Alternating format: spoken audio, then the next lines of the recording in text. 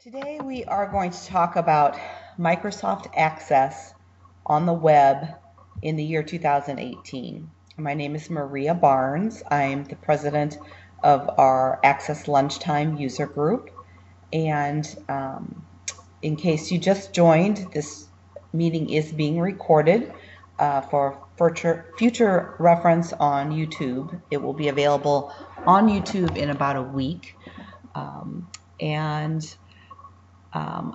Besides being the president of Access Lunchtime, I run my own computer consulting company, Barnes Business Solutions, specializing in custom business software. Most of the work I do is in databases, concentrating on Microsoft Access and SQL Server.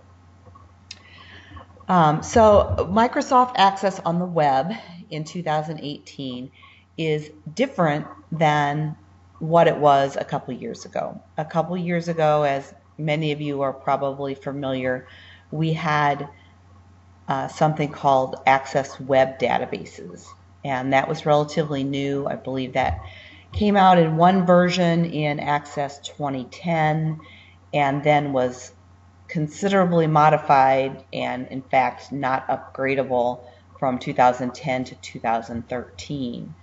And then April of this year, Microsoft stopped supporting Access on the web. And if you had an Office 365 account and a web database, a Microsoft web database, that it became read-only at some point in April. Now, if you are using your own SharePoint server, you can still continue to use Access web apps as it existed in 2013 version. And you can still run the databases that way because they are housed then on your own local or if you have a local SQL database or something that you're storing that in. This is talking about what you would want to do for a new database that you wanted to host on the web in Microsoft Access. And in order to explore do you mind bringing it in here? Do you mind bringing it in here? All right. Thank you. Hello. If you just joined us, I think you maybe need to mute yourself. If you would. Oh, that's me. Sorry. Nope, no problem at all. There is a visual to this as well. If you want to join using the Skype connection, you can get the visual on this. It's basically a couple of slides, and then I am going to show you some demonstrations. This is also being recorded, so there'll be a YouTube. If you don't have, if all you can do is call in and listen today, that's okay too. And then you could, view the visuals on YouTube later. The YouTube should be up in about a week here. Okay. Anyway. Yeah, I've watched a few of the YouTube videos before, so. Yeah. So. This is my first time coming in. I'll mute myself now. Thanks. Bye. Okay. Yeah, no problem. And if anyone needs anything in the meantime, go ahead and use the text conversation that is part of the Skype interface. And if the questions, if you have problems with viewing anything or hearing anything, or questions, put it over there and I'll address it as soon as possible during the presentation here. Okay, so in order to answer how you put Access on the web in the year 2018, you need to ask yourself, what do you want on the web? And what type of application are you talking about? Because the options are different depending upon what you're talking about. So I've outlined here on this slide that I'm showing, if you want both the application itself, or what we consider a front end, the user interface portion, and the data, which we consider the back end, on the web, Then you need to ask yourself, what type of application is this? Is this a business application, or is this a customer or consumer facing application? And if it's a business application, the most one-to-one equal to what used to be Microsoft Access web apps would now be to host the front end in what is called Power Apps. And so I will devote some time today on pointing you the right direction in Power Apps, but you need to understand that Power Apps and subscribing to a Power App that you have developed can only be done within your organization. If you happen to be a developer for someone else's organization, then you would use their Office 365 sign-in. They would have to give you one in their corporation to do an application for a different business. But then whether it's your own personal business or you're a developer within a business, or whether you're developing for another business, the application itself can only be used within that business. For others that have sign-ons, Office 365 sign-ons to the same organization. So that is a limitation currently, anyway, in Power Apps. Not to say that they won't extend that in the future to customer or consumer-facing options, but at this point, Power Apps is designed to be applications for your business. So you would have two pieces to putting Microsoft Access on the web, one being a front end, which is really Power Apps, and the second being a back end, which is a SQL Azure database, which Microsoft Web Apps, the back end to that was a SQL Azure database. So this is just, as opposed to the same interface, you would have to use a different interface. Most people use SQL Azure web interface to get things started, and then something like if you are upgrading from a Microsoft Access database, something like the Migration Assistant, or just a SQL Server Management Studio to then access your data and define your data and set up things and stuff like that. And again, we are going to go through a little bit of the SQL Azure setup in today's meeting. We only have an hour. We're already 10 minutes into it, so I'm not going to get super specific about any of these things, but I will point you in the right direction. And if needed, we can have follow-up webinars on specifics on this. And then if you are going to have both the application and data on the web, and it's going to be a customer or consumer facing application, the best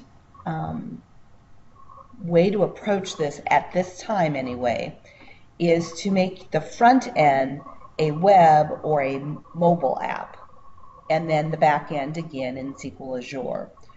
And the standard right now for web app is called MVC, and I'm not going to go over really anything about front ends that are web or mobile apps today, other than to say if you Google MVC sample app, for example, you can get some good sample starter point applications, which you can then take in Visual Studio and modify to your needs. I think they're fairly simple. If you're a developer, they're fairly simple. The hardest thing in my mind with them is the CCS, which is the style for the web. And if you want somebody to use this on the web on their desktop, it's not that difficult. If you want something that is a flexible style sheet that can go either web or mobile, there's some definite tricks to that. And again, Googling that kind of a style sheet or that kind of an application is a great way to get a sample of how to do that. And then if all you want is the data on the web, say for example, you're talking about a business, and this could be a customer or consumer facing application, or within your business application, but where you want people to be having only the data on the web because you want them to all be accessing the same information, and they are distributed in nature. They're not all, connected to a file server that shares a H drive, or whatever your company drive might be, and they don't have access to that. And you want to put the data on the web instead, and then still use a Microsoft Access front end. Then you can use the last approach, which is to keep Microsoft Access as a front end desktop run application, and then to move your back end to a SQL Azure database. So notice that the three similarities here is the back end as in a SQL Azure database. I don't want to mislead you and tell you that that is the only way that you can get data on the web now, because that is certainly not true. However, it is a very simple and much like what you've done in Microsoft Access in the past, possibly, and a way to get a reasonable cost, easy interface setup database on the web. You can certainly do other things. You can house databases on web servers. I used to do that through a GoDaddy account, and you could put either a MySQL database if you were working a non-Windows database, or a SQL database hosted on your web server. There's just more maintenance to it and more things to think about, and the pricing is different than if you were talking about a subscription-based Azure database. So the first thing I'm going to cover, in some detail at least, is how to put your back end in a SQL Azure database and to get it set up. Let's talk a little bit about pricing. A SQL Azure database, the pricing is based on the features that you have enabled and the usage, which typically is how many days your database is enabled during the month. There's lots of options. There is a basic level, and that has a size limit of 2 gigabytes, and then keeps point-in-time backups for you for 7 days. That runs about $5 a month. And then there's the next level, which is standard, and then there's various options in standard, or various levels, but the lowest level of that has 250 gigabytes max storage limit, and then the 30 days point-in-time backup. And most of the other levels above that have the same point-in-time restore point, but then the size limits and the throughput limits and things like that go up, and those start at $15 a month approximately, and then go up from there according to the needs you have. And my general advice is, you probably know your general parameters.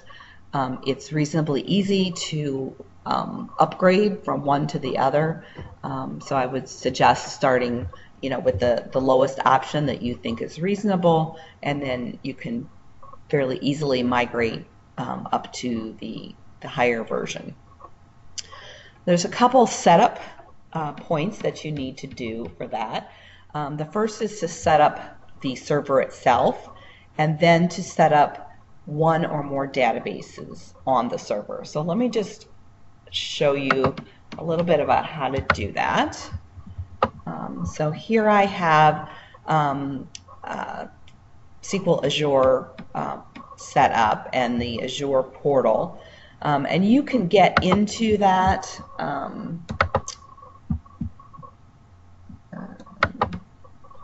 There's Azure, Microsoft.com is their home. If you Google Microsoft Azure or something like that, you'll get this page, and then you'll want to go into the portal.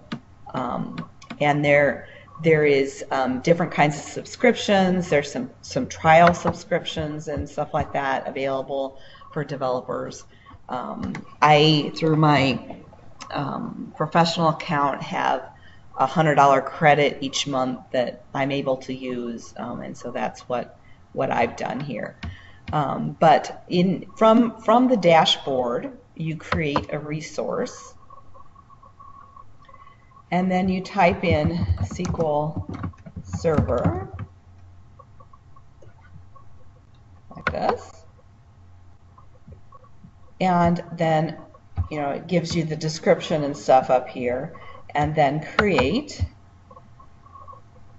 And then it gives you various parameter names, and you notice like the exclamation point. As you start typing, that will think and go away.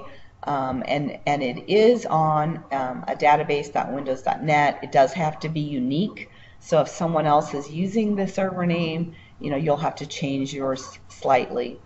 Then you set up an admin login and password, and then you have to figure out your subscription. If there's multiple subscriptions, that you have as an option, you would choose which one you want. And then there's a resource group. And if you were to set this up with a new server, I would create a new resource group, and then you can choose the location, which you usually want to choose the one closest to where you are at, to set that up in. And then you just hit the create button and it creates for you. So I'm going to close this out because I've already created one in the essence of time. It doesn't take long to actually set it up. This is the one that I've set up, and then it has one database in it. So it will give you in this area notifications as to that it is setting up, and then that it is complete. And I think the if you miss the notification here, you can go back to the notification in this area. This one just happens to tell me how many credits I have remaining for the month, but the notifications will save in this area as well if you don't catch them as they're going. So then, besides setting up the server, you also need to add a database. And so again, you need to do that through the plus sign, and you just start typing and then choose.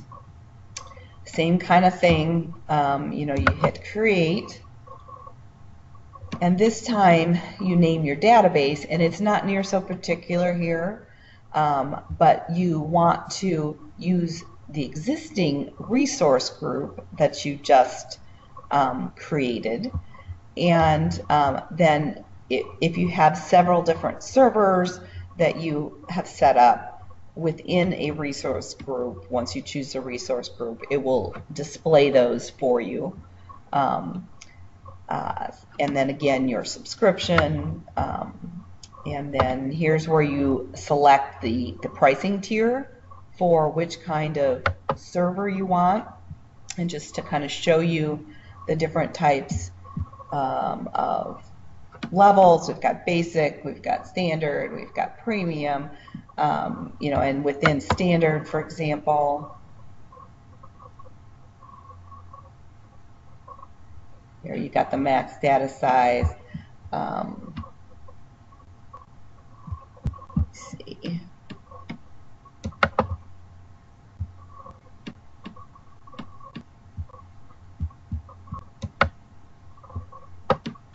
What's it doing here?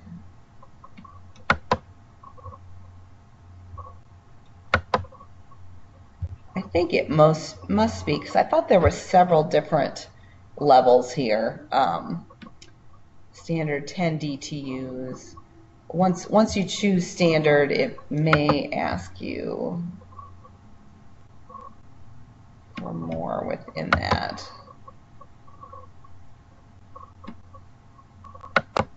Maybe you slide it over. There you go. You slide it over, and I apologize. The interface for Azure and the setup, it seems to change quite frequently.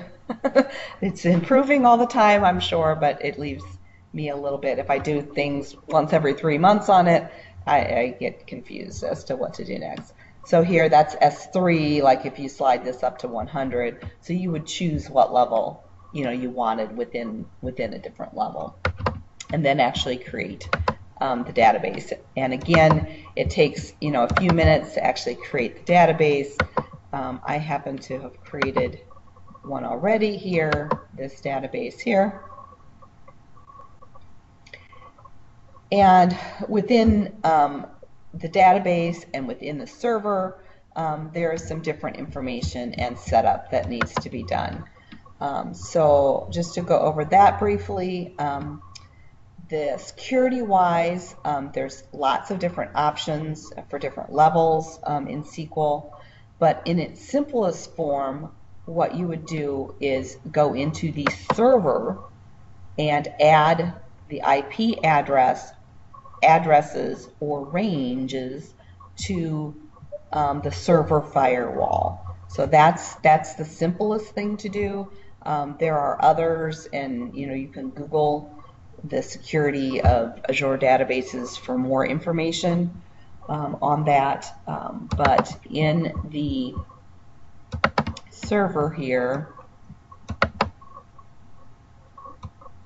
there is a firewall setting, and you can add an IP. So if you add the IP like this would be what it will do as a default. It will put a new role name and the start IP and end IP being the same as whatever the current IP you are doing this from is.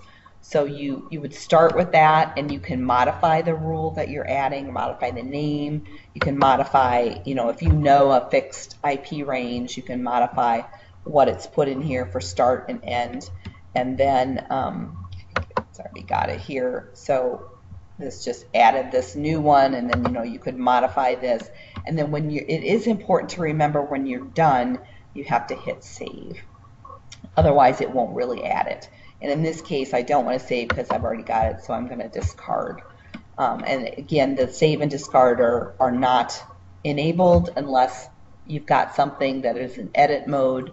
But that's pretty typical of the UI within SQL Azure. When you do something to add something, then there's some type of a save that you need to complete in order to actually finish the action.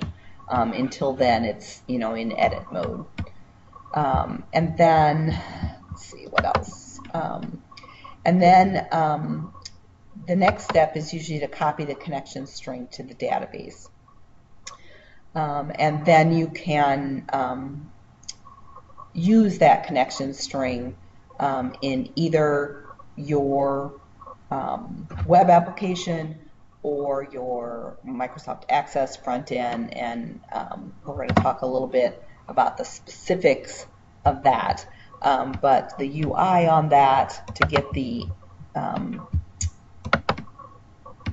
database connection string is over here where it says show database connection strings, and then it gives you this. It doesn't put in your user ID and password in here for security purposes, but whatever the simplest way to do this, and this is not the only way, because you can also add like an application level as opposed to an admin level, which is the server admin that you set up when you set up the server here. You can use that as your user ID and password, or if you wanted to, you could set up within SQL some type of an application security, or some other type of security logins, and then you would put the login information in place of your username and the password in place of the password. And you can actually click on here to copy that whole string to the clipboard, as opposed to having to try to highlight and cut and paste there. All right, the last thing to mention is there is a good blog post from George, who was the president of our Access Web Apps chapter of Access User Groups, and I'm just going to copy that to our conversation here. I will also post these slides in the Access Lunchtime blog after we are done today, so you could get the information there. But that's a good write-up on how to get data out of your expiring Access web apps if you've got stuff in there and into SQL Azure. So that's one of the migration points or ways. All right, so the next thing I'm going to talk about here is Power Apps, which are an option, again, if you are wanting a front end and have a business application. You want to use this application only within your own business, not within not as a client-facing application or consumer-facing application. So there are, and that's outlined here, there are basically at this point, and again, Power Apps is relatively new, so over the next few years, the options here may change and hopefully will improve. Microsoft definitely seems to be making an investment in Power Apps, but there are two types of Power Apps right now. The first is known as Canvas, and the second is called Model Driven. Pricing-wise, the Power Apps currently comes with Business and Enterprise Office 365 plans, but this is the Canvas apps version only. If you want a model-driven app, it's available with a plan called Power Apps Plan, runs about $40 per user per month, or with Dynamics 365 Enterprise plans. And again, those may change. They may be available with different plans in the future, but as of this writing, I believe this to be true. Also a note for the Canvas plans on Office 365. Right now, the Power Apps is disabled by default in Office 365 plans. So you actually have to enable them first through the Office 365 admin menu before you could start using them. So if you can't seem to find it on your Office 365 plan, check that first. That's probably what's going on. And I'm not going to get into tons of details here on Power Apps itself because I want to stay more focused on Access and how to do things through Access itself. But I'm leading you to several different references here, and I'm going to paste them into the blog, and then I'm also going to pull them up on the web here just so you can see. This one is talking about Canvas apps. What are they, and how you get started. It's got some great sample get started screens, how to do various parts of it. So it's a good resource on it. This one on Canvas apps, and then there's another one here on model-driven apps.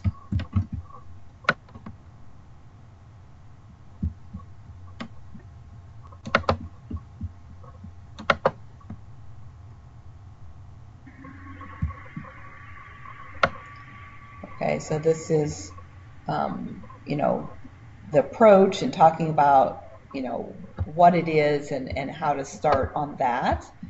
And then the last reference I've given you here is explaining the difference between the two of them. And we'll talk about that just a little bit here.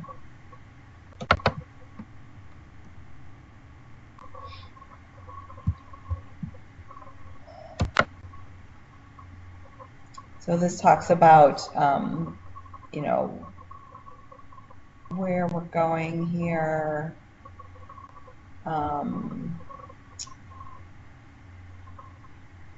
And what we've got, and some of the, I think some of the differences are,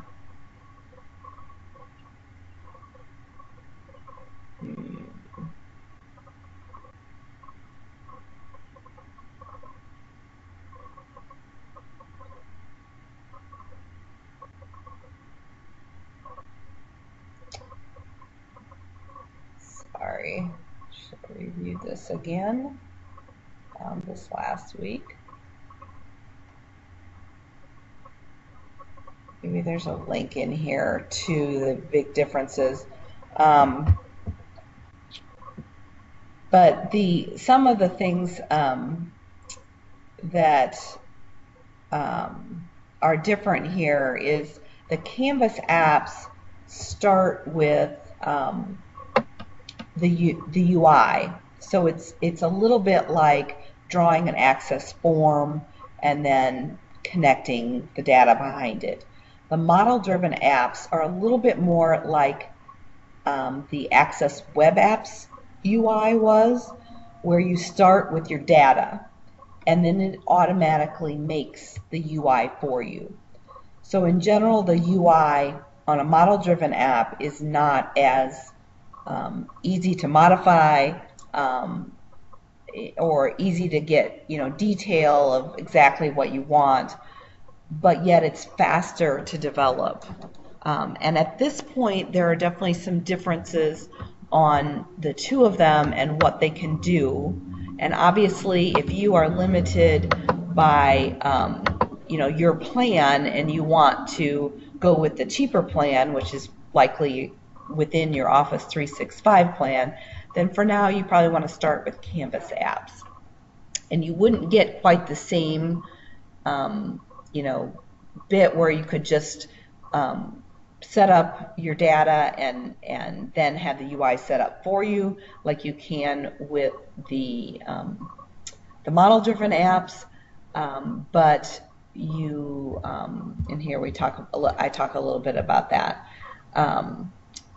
But it would be faster to get that set up if you were doing model-driven apps. But you might not be as flexible as to what the UI, you know, can do initially for you. There are definitely differences in the capabilities between the two of them right now, so it's probably worth your time to figure out what it is that you want to do exactly if you're going to be developing a Power App, and what you need to do and which of the versions is able to support what you need to do. And it may be both of them, you know, and then you can choose whichever one fits the best price range. But if some key feature you want is only available right now, for example, in model-driven apps, then you may want to take that approach, even though it's a little bit more costly right now. So anyway, that's all I want to touch on for that right now. We did have several presentations on Power Apps within the web apps group, so you may want to look for some more details on the videos, past videos in that group of Access Lunchtime. And also, like I said, those 3 references that I pointed out to you have a great starting point for that. And within those, there's lots of clickable links to learn more about, you know, the different pieces of that. Okay, so what if you are wanting to take the approach where you want to connect a Microsoft Access front end that sits on a desktop someplace to a SQL Azure backend? And so there, again, this is your data only on the web. The front end then is not on the web, it's on a local machine. Now, because the back end is on a web, that machine could be anywhere.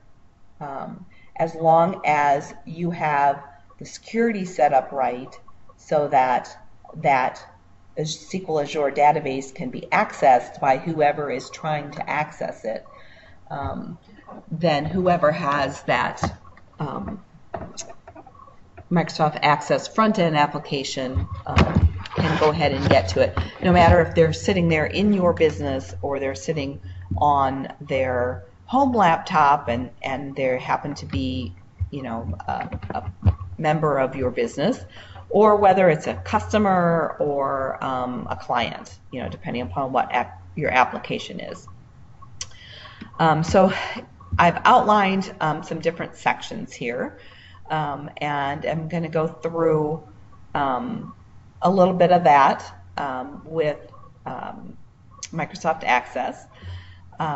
So we talked or demoed before how to copy the connection string to the database, and we did that from the SQL Azure UI setup, and that tells you what your connection string information is. So you could open a database here.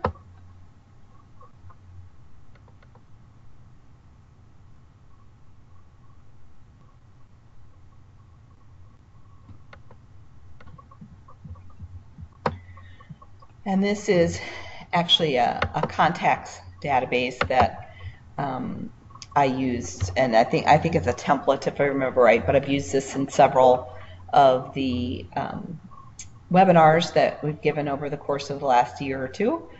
You know, it's nothing special. These tables happen to already be linked to the contact database, but you could use the standard external data interface in Access, and you can set up a new ODBC database. So you could set up a DSN for the database using the linking like this, and set up a file or machine data source, you know, using SQL Server, and you know, following the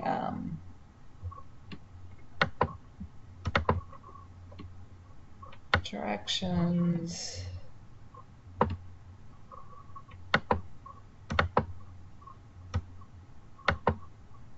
You know, putting the information about the data source, naming it, description, and then you would put the server information from the connection string in, etc., etc.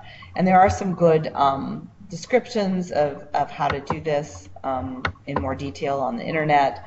I know FMS, which is Luke Chung's website, has a great how-to on how to do that.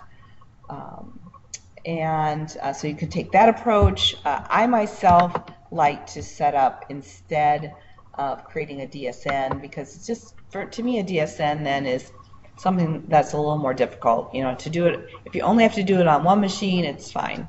But if you need to then publish this DSN to other people, then it becomes more cumbersome. So I like to take the DSN-less route and then relink with code. So let me show you how you would do that. That's what I did for these. In order to do that, you need to do a couple of things. First of all, before your first form that is attached to the database or has a data set that's set, like, let's see, I can't remember now whether it's Form Splash or Welcome that has. Okay, so this is the first one because it has no record source. And it used to be that the first one was this Welcome. And see how this has a data source. So it has the settings table as its data source here, right here. So before you open any form or your first form that has a data source that's got linked, then you need to open some other form, which usually we call it a splash form. And that form needs to set up the DS-Endless connection, and I typically do it on the open event like this, and reconnect the tables. So in this case, I've called a subroutine called reset connection, which is here in one of the modules. And then after I've set the connections, I open the form welcome and then I close this splash form. So that's all the form open event does. The reset connection goes through and uses the current DB, and it goes through the table defs and then the query defs, which is what you would have for if it had an ODBC set here, you would have that as your pass-through queries. It goes through those and it refreshes the link with the connection string that you've copied over from your SQL server, over there. And then you actually fill in the user ID and password, and I know I'm showing everybody the password here, but I'm actually going to, because I don't want to get billed each month after this demo, I'm going to disable those that server and that database anyway, so I don't really care that you see this. So unfortunately, that's going to mean you can't use my test to try this out on your own. You're going to have to do your own test. But all it does is finds the appropriate tables and queries that you want to relink and resets the connection string to the proper connection string. And then for the tables, it also does a refresh link. So it does that with both. The queries, it doesn't have to do a refresh link. And then here's the important thing that some people miss, and that is you actually have to open a connection. And if you don't open the connection, because Microsoft doesn't actually store in here when you reconnect and refresh, it doesn't store the UID and the password. If you don't do this last bit on open, then it will prompt your user for a UID and password for the very first table it links to. And you don't want that. That's annoying. So what I've done instead is, is to set up a query, and I always just call it query con, and all that query is something that says select one. So it doesn't even reference anything, data-wise or anything, but it is a pass-through query, so it's got the connection string, so I, in code then, I just reference it. So I've done a decount on it, which essentially opens the connection. And once Access has one connection to your linked server and database, then it kind of remembers that and it keeps that information. And so subsequent queries then or hits on the linked tables do not go back. You don't have to go back and see what's going on and have to get the password and stuff. And let me just demo that for you real quick here so you can see what I'm talking about. Okay, so here we have our splash screen. I didn't really change it. I just went in there. I haven't run the splash screen yet. So I'm going to try to run the welcome, which again tries to open that setup table. So see how it's got my login ID, which isn't even really the correct one to use for that. That happens to be my Windows logon to this particular computer. But it wants you to modify that if needed and put in a password, to connect up. But if you instead run the splash screen, which goes in and, I actually got it, it is working, goes in and does the relinking for you, and then opens the welcome screen, then you don't get that prompt because it really has that query, open for you. All right, let's see if we have any questions here. Not so far. Running out of time. Okay, so a couple other things to watch out for if you're connecting Microsoft Access to front end to SQL Azure backend or any kind of SQL backend actually. Since we're talking about this here, let's just talk about a couple things. Just to reiterate, these then are linked tables to the server.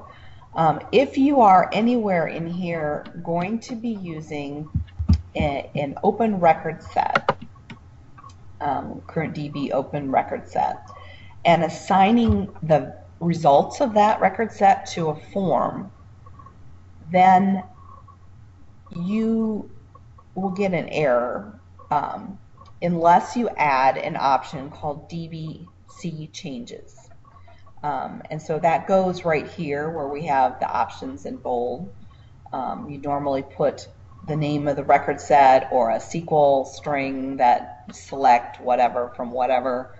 And then there's different types of record sets to open, like dynamic, and then DBC changes would be next as an option.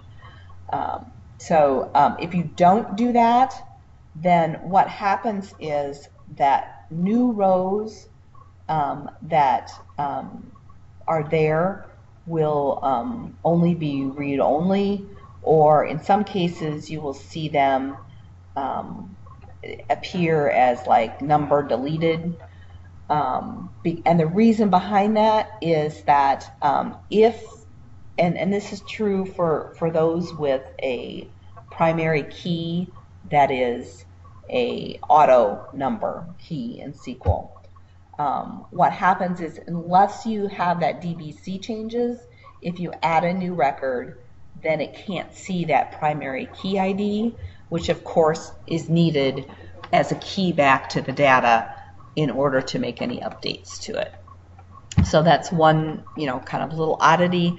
If you're straight using linked tables as data sources without doing open record sets, then that will not be an issue for you. But if in your, if you're upgrading or migrating an existing Microsoft Access database, this is one thing that commonly, comes up as an issue for people.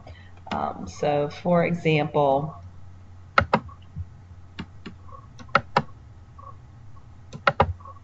this form here,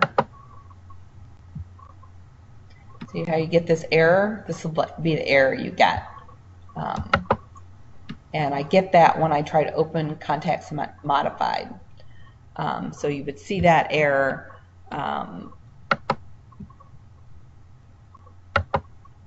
Guess I can't even get around it unless here's where, this is what it would look like instead, So once it does that, you get your new information.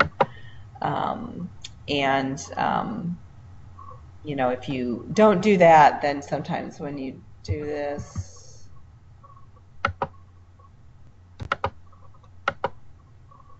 you would see, and I think that maybe even if you don't use the open record set, if you just set the data directly, then you get like a number deleted here once you click off of it. Let's see if I can demo that.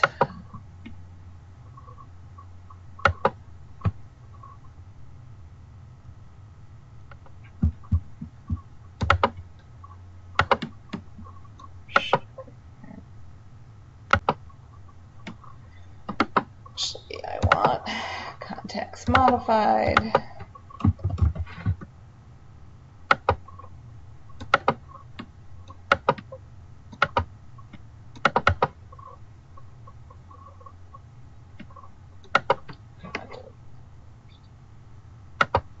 Just don't have too many zillion things in here.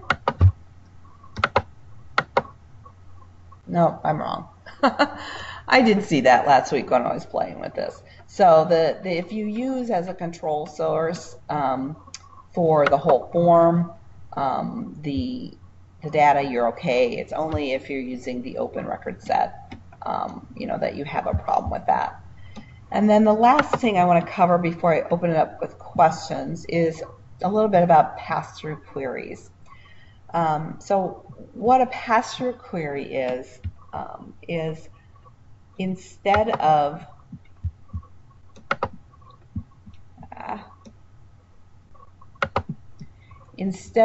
running your queries and building them in Microsoft Access like this one is,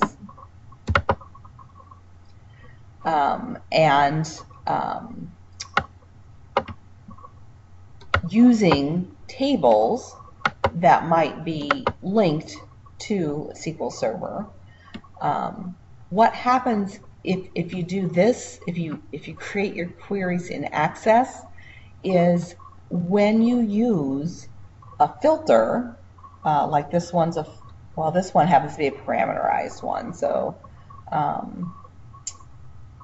but if you use any kind of a filter, like let's say for example that this contacts database table had, which it doesn't, it has like 5 records, but if that had 1 million records and you were using a filter that said something like, where the contacts start with A or something like that, and you end up with a result set of 50,000 or something like that, if you don't do it as a pass-through query, then you are applying the filters after the data is passed back to Access, which means in that case you would have 1 million records coming over, and then the filter would get applied in Access in memory, and then you would have a result set to 50,000. So you have a huge amount of overhead if you're doing something like that. If you do it as a pass-through query, then that query gets executed on the SQL Server, and the only thing that gets passed back is your result set. So that would be a much smaller set than trying to do the filtering in Access query itself. So you're essentially doing it in a SQL query and then passing the results back if you do a pass-through query. Same thing with joins. Joins are done after the data is passed back to Access, and they're done in memory. So if you have 2 tables and you want only the results where they're the same, in order to get that back, if you didn't do a pass-through query, it would choose all the data from the one table and pass it into memory, and then all the data from the other, and then it would do the join in memory, and it can take quite a bit of time. I mean, I've seen, for example, a library database that someone was using, and it was literally maybe a 50th of the time to do the query as a pass-through query rather than to do it within Access itself. Excuse me, because the data was just so huge on the SQL side. All right, I'm going to open it up for questions. So if you have a specific question, feel free to ask that. You can either unmute yourself to do so, or you can type in the conversation, and we'll try to spend the next 4 minutes answering questions.